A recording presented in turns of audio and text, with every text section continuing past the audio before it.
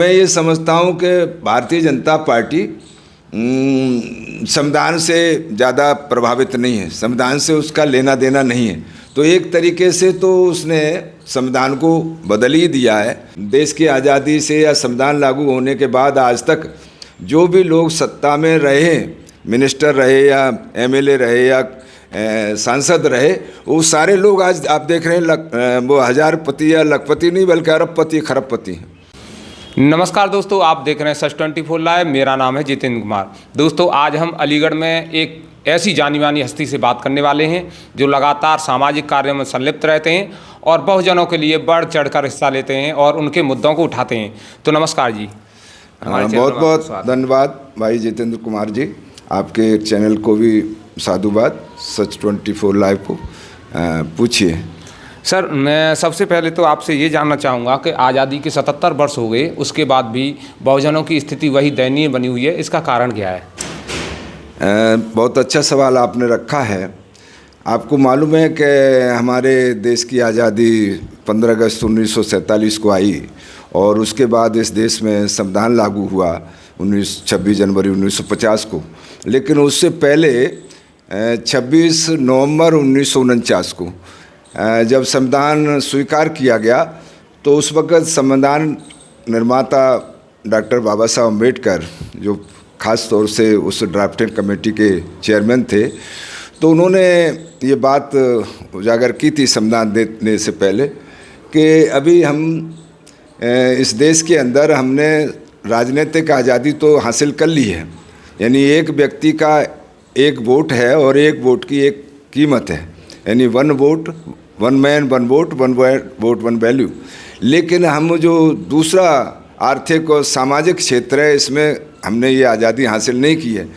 अगर ये आज़ादी हमने जल्दी हासिल नहीं की तो ये जो हमारा लोकतंत्र है और ये जो हमारा संविधान है, ये दोनों खतरे में पड़ जाएंगे।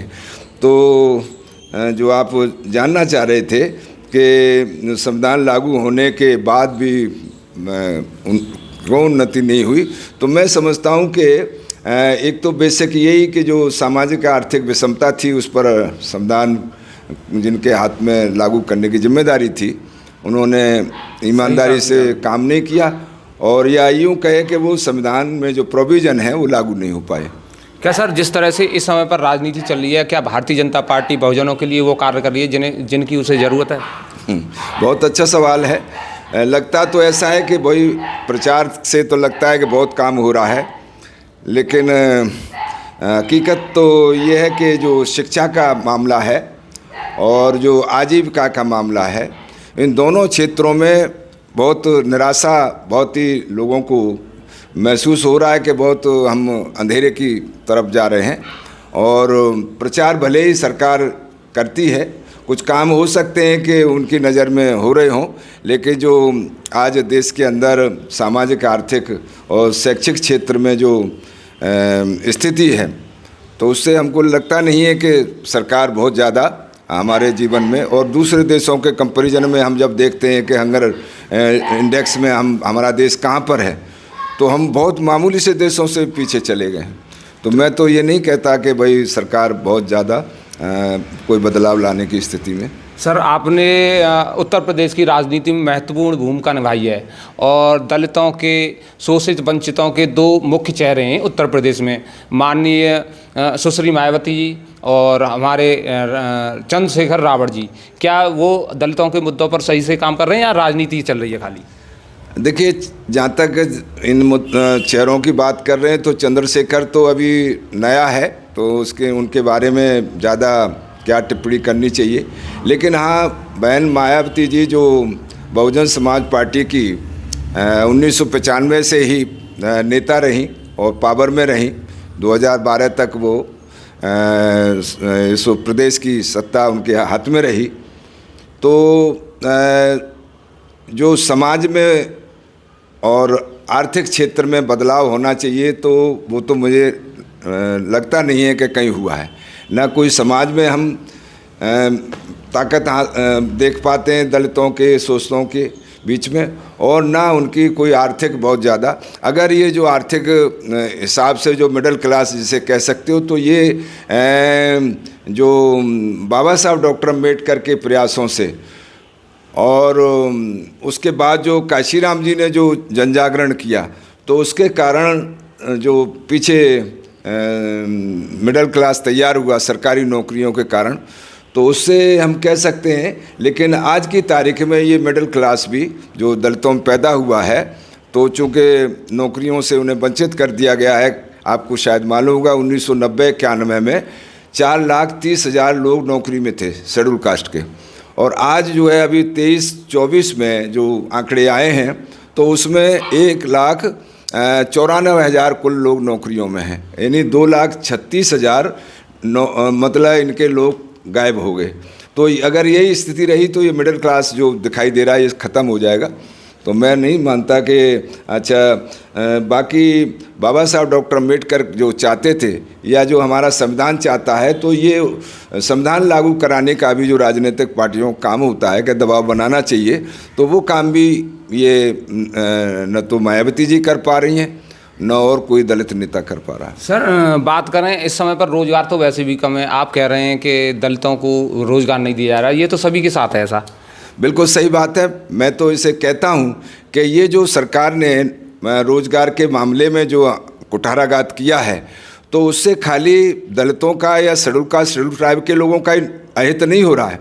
आज जो आप देख करके दंग रह जाएंगे, जो सरकारी बैंक हैं, राष्ट्रीयकृत बैंक, उनमें नौकरी लोगों को कम रह गई हैं, और जो प्राइवेट बैंक हैं उनमें कर्मचारी ज़्यादा हैं, और उनमें कर्मचारी ज़्यादा हैं तो उनको तनख्वाह कम दी जा रही है, काम उनसे ज़्यादा लिया जा रहा है। अगर सरकारी बैंक का कोई कैशियर है तो उसको 1 लाख रुपया तनख्वाह मिलती है, और यहाँ 20-25 हज़ार में ही वो रख लेते हैं प्राइवेट बैंकों में, जैसे HDFC है, आपकी एक्सिस बैंक है, आपकी ICICI है, इनमें 25-30 हज़ार में ही मतलब लोग। तो हमारे जो दूसरे लोग हैं जो शेड्यूल कास्ट और शेड्यूल ट्राइब से अलग, तो नुकसान उनका भी हुआ है। उनके बच्चों को उन्होंने नौकरी तो प्राइवेट उसमें मिल रही है, क्योंकि प्राइवेट बैंकों में या प्राइवेट संस्थानों में संविधान के प्रोविज़न लागू नहीं होते हैं, लेकिन उनको तनख्वाह नहीं मिल रही और उनकी नौकरी की कोई गारंटी भी नहीं है, तो उनका भी बहुत बड़ा नुकसान हुआ है। और आगे और भविष्य में, क्योंकि ये कहा जा रहा है कि भाई वर्किंग आवर्स बढ़ाए जाने चाहिए, यानी जो लोग 8 घंटे के बजाय उनसे 12 और 14 घंटे तक काम करने की रणनीति पर सरकार पता नहीं क्या कर दे। पेंशन के बारे में आप देख ही रहे हैं कि पेंशन किसी को मिलनी नहीं है। तो मैं नहीं मानता कि खाली शेड्यूल कास्ट का ही नुकसान हुआ है, बल्कि हमारे सभी भाइयों का जो सरकारी क्षेत्र में सरकार बनाते हैं इसलिए कि भाई उनका भविष्य उज्जवल हो, उनके बच्चों का, तो सभी का भविष्य खतरे में है। तो सर, जैसे बात करें बहुजनों को और दलितों पिछड़ों के विकास को रोक कौन रहा है, ये बताओ।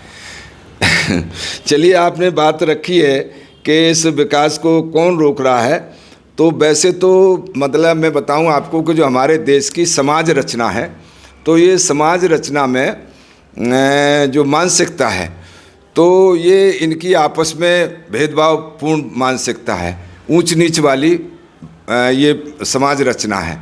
तो एक तो ये है कि यहाँ ऊंच नीच के कारण हम लोग भी जो इस देशवासी हैं, तो उनमें भी मतलब एक दूसरे के प्रति प्रेम भाव कम है, ईर्ष्या ज़्यादा है। इसका लाभ जो है हर शासक उठाता रहा है, और वर्तमान में भी जो शासक हैं वो भी इसका लाभ उठा रहे हैं। दूसरा, जहाँ तक इनकी दलितों की बात है, शोषितों की बात है, तो इनकी अपनी एक बड़ी कमी ये है कि इनके अंदर जागरूकता और जो साहस होना चाहिए, जो सोच होनी चाहिए, इसके बारे में ये बहुत ज़्यादा इसके पीछे हैं। और अंधविश्वास और जो इनका जो फिजूल खर्ची है, तो ये भी एक कारण है। सर, इन दलितों का, शोषितों का विकास कैसे होना चाहिए, क्या करें सरकारें?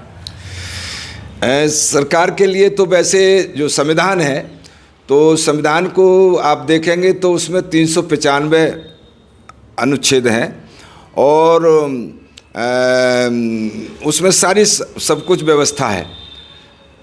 इसका अनुच्छेद 12 से लेकर के 35 तक, और जो मतलब directive principles of the state policy जो अलग से 37, 38, 39 ये सब दिए हुए हैं। तो अगर संविधान के हिसाब से सरकारें काम करें, अगर मैं कहना ये चाहता हूँ कि अगर इस संविधान को सही मायने में लागू कर दिया जाए तो न केवल दलितों का, पिछड़ों का विकास हो जाएगा, शोषितों का विकास हो जाएगा, बल्कि हमें जो मूल अधिकार हैं वो सभी के लिए मिले हैं। बराबरी का अधिकार है, आपका क्या नाम है, हमें फ्रीडम ऑफ स्पीच जो है, एक्सप्रेशन है, ये ऐसा थोड़ी है कि दलितों के लिए हो, ये सभी के लिए है। इसमें आपके डिग्निफाइड लाइफ है, जैसे आर्टिकल आपका 19 है, उसमें गरिमापूर्ण जीवन का अधिकार सभी को मिला हुआ है। शिक्षा का अधिकार है, तो चाहे लड़के हों चाहे लड़कियां हों, सभी को। तो ये संविधान का सही मायने में लागू न होना और संविधान को जनता भी लागू न करा पाने में एक तरीके असमर्थ है, ये अपने दूसरे पचड़ों में फंस जाती है, उनके भटकाव में आ जाती है। वो लोग जो है इनको ढोंग पाखंड की तरफ धकेल देते हैं।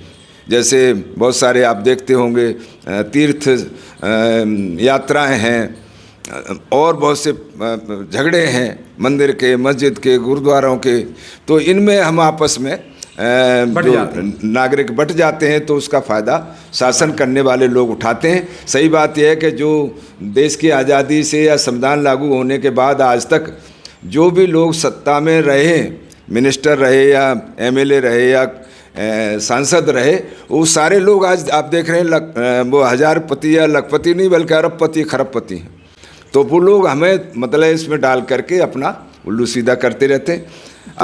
सर एक सवाल और पूछना चाहूँगा कि सुप्रीम कोर्ट ने क्रीमी लेयर आरक्षण को लेकर एक ऑर्डर पास किया था, उसके बाद बहुजन समाज के लोगों ने, दलित लोगों ने विरोध किया। क्या क्रीमी लेयर लागू होना चाहिए या नहीं होना चाहिए, और नहीं होना चाहिए तो क्यों नहीं होना चाहिए? देखिए, आरक्षण की जहाँ तक बात है तो आरक्षण व्यवस्था उनको दी जाती है जो मतलब मुख्य धारा में पिछड़ जाते हैं। तो ये जो दलित और शोषित जिनकी आप बात पूछ रहे हैं, तो हजारों साल तक इनको शिक्षा से वंचित रखा गया। शिक्षा सबको नहीं दी जाती थी, बल्कि मनुस्मृति में तो यहाँ तक बताया गया है कि महिलाएं चाहे वो सवर्णों की बेटियां हों, उन्हें भी नहीं पढ़ने दिया जाता था। तो ऐसे में महिलाओं को और ये मतलब इनके लिए जो व्यवस्था हुई आरक्षण की, तो ये कोई गरीबी उन्मूलन कार्यक्रम नहीं है, गरीबी हटाओ कार्यक्रम नहीं है। ये प्रतिनिधित्व का मतलब सवाल है कि जो देश का विकास है, देश की प्रगति है, तो उसमें उनको भी भागीदार बनाया जाए। क्योंकि देश में ऐसा नहीं है कि कोई मुट्ठी भर लोग जो है देश की प्रगति कर देंगे, बच्चे बच्चे को उसका योगदान होना चाहिए। तो जो लोग दलित हैं, पिछड़े हैं, जिनको आप मानते हैं शोषित हैं, वंचित हैं, या जो महिला हमारे समाज की बहन बेटियां हैं, तो उनको बराबर जो है इसको आगे बढ़ने के लिए ये व्यवस्था की गई है। तो मैं समझता हूँ कि जो उसने सुप्रीम कोर्ट ने जो आदेश दिया है, तो सुप्रीम कोर्ट के तो आदेश आप जानते हैं कि रोज़ जो है नल एंड वाइड हो रहे हैं, और कई बार जनता ही उठ के खड़ी हो जाती है, तो संसद को उसमें संशोधन करना पड़ता है। तो मेरा तो कहना ये है कि भाई सुप्रीम कोर्ट को जो मतलब संविधान में जो व्यवस्था है उसके संरक्षण के लिए सुप्रीम कोर्ट है, न कि मतलब संविधान के उलट फैसले देने के लिए। संविधान के जज ने जिसने ये आदेश दिया, तो उसको ये सोचना चाहिए था कि भाई ये कोई गरीबी उन्मूलन के लिए नहीं बनाया गया आरक्षण का प्रोविज़न। आरक्षण का जो प्रावधान है वो प्रतिनिधित्व के लिए रखा गया है, यानी प्रतिनिधित्व करें दलित शोषित वर्ग के लोग और उनको आगे की श्रेणी पर पहुंचाया जाए। कभी महिलाएं नहीं होती थी, तो आज महिलाओं का भी प्रतिनिधित्व इसलिए उसी संविधान के कारण सुनिश्चित हो पाया है। जी, तो हम और एक सवाल और है, क्या सर भारतीय जनता पार्टी अब दलितों के लिए कुछ काम करेगी या नहीं करेगी, क्या लग रहा है आपको? नहीं, आप ये मान के चलो कि भारतीय जनता पार्टी क्या इस संविधान को लागू करेगी या बदलेगी, क्या करेगी? मैं समझता हूँ आपका ये सवाल बनता है। तो भाजपा और आरएसएस का जो चाहत है, तो वो तो वर्तमान में जो नागरिकों के जो मौलिक अधिकार हैं, अनुच्छेद 12 से लेकर के 35 तक, और जो राज्यों के नीति निर्देशक सिद्धांत हैं, तो इनको कतई लागू नहीं कर रही है। तो मैं ये समझता हूँ कि भारतीय जनता पार्टी संविधान से ज़्यादा प्रभावित नहीं है, संविधान से उसका लेना देना नहीं है। तो एक तरीके से तो उसने संविधान को बदल ही दिया है और उसकी एक जो क्या बोलते हैं उसको फॉर्मल डिक्लेरेशन नहीं किया है उन्होंने।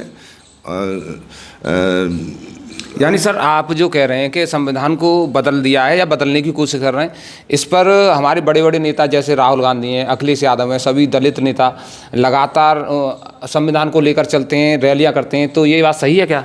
हाँ, नहीं, वो लोग विपक्ष में हैं तो वो उनका अपना लोगों को बताने का है, लेकिन सही मायने में तो जो जनता है, जिनके अधिकार संविधान के अंदर निहित हैं, तो जनता को आवाज़ उठानी चाहिए। नेता लोग तो चलिए आवाज़ उठा रहे हैं, लेकिन वो राजनीति में तो ज़्यादा मान लिया जाता है कि भाई अपनी राजनीति के लिए कर रहे हैं, लेकिन हकीकत ये है कि मौलिक अधिकारों से राहुल गांधी को या अखिलेश यादव को फ़ायदा नहीं होना है। मौलिक अधिकारों से तो जितेंद्र कुमार जी को और राजाराम आनंद को भी फ़ायदा होना है, क्योंकि उनके जो मौलिक अधिकार ख़त्म हो जाएंगे संविधान में और तमाम 395 जो धाराएँ हैं उसमें, तो वो बहुत जीवन के हर क्षेत्र को टच करती हैं।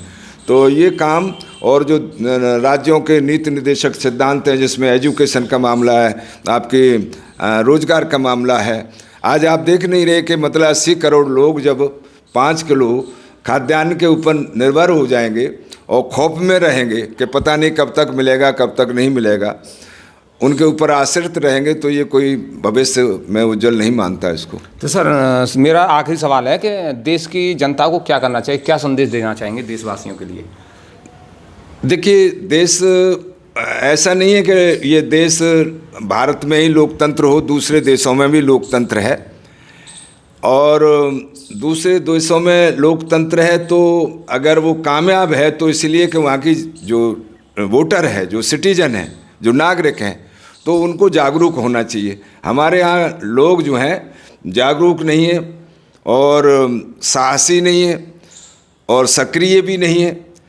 जैसे दूसरे देशों में आप देखते हैं कि वहाँ ऐसा प्रचार नहीं होता जैसे हमारे देश में होता है कि गली गली में लोग भोंपू लगाकर घूमते हैं। वहाँ सिर्फ एक जगह चुनाव लड़ने वाले आकर के खड़े होते हैं और वहाँ अपनी बात कह करके वहीं से लोग सुन करके माइंड मेकअप करते हैं अपने कि हमें इसको रखना है या इसको हटाना है, बदलना है या मतलब इसी को बनाए रखना है। लेकिन अपने यहाँ लोग जो है इनको इतना हिप्नोटाइज कर देते हैं, इतना इनको दिशा भूल कर देते हैं लोगों को, और इतना लालच में डाल देते हैं कि वो फिर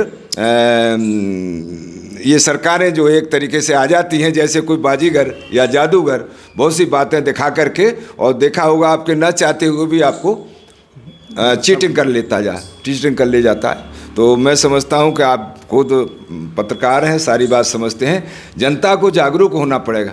जैसे हमारे देश में कुछ लोग जागरूक हैं, जैसे ब्राह्मण समाज हमारे यहाँ, अगर 10 ब्राह्मण कहीं खड़े हों तो आपको 10 नहीं तो 9 आपको जागरूक मिलेंगे, 7-8 उनमें से सक्रिय मिलेंगे, साहसी मिलेंगे। लेकिन अगर आप इनमें दलितों में, पिछड़ों में चले जाएं, सोस्तों में चले जाएं, तो ये तो 10 में से मैं समझता हूँ 8 जो है भैंस के बाबा हैं। तो ऐसे में कैसे ये इस मतलब लोकतंत्र को संभाल पाएंगे, कैसे अपने संविधान को संभाल पाएंगे? इसीलिए तो आज आप देख रहे हैं कि इनकी नौकरियां ख़त्म हो रही हैं, इनके आजीविका ख़त्म हो रही है, और सारा प्रचार के अलावा और कुछ नहीं है इनके लिए। तो दोस्तों हमारे साथ थे राजाराम आनंद जी, जो पूर्व में गृह राज्य मंत्री रह चुके हैं और लगातार इस समय पर शोषित, दलित, वंचित लोगों के लिए कार्य करते हैं और सामाजिक कार्यों में संलिप्त रहते हैं। तो हमारा वीडियो देखने के लिए आपका बहुत बहुत धन्यवाद। नमस्कार। बहुत बहुत साधुवाद, बहुत बहुत धन्यवाद जितेंद्र कुमार जी, और आपके चैनल को भी मैं मुबारकबाद देता हूं कि आप गरीबों की बात सुनने के लिए मेरे पास भी आए, शायद और भी जगह आप जाते होंगे। तो मेरी मंगल कामना है कि आप इस चैनल को मजबूत कीजिए, आगे बढ़ाइए। धन्यवाद जी सर।